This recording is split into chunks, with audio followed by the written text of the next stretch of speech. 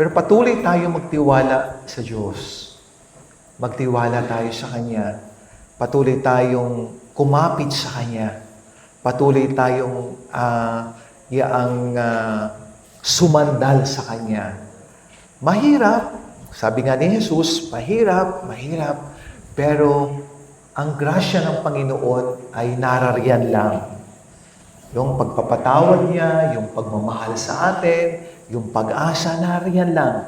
At yan ay para sa lahat. Itong ating simbahan ay para sa lahat.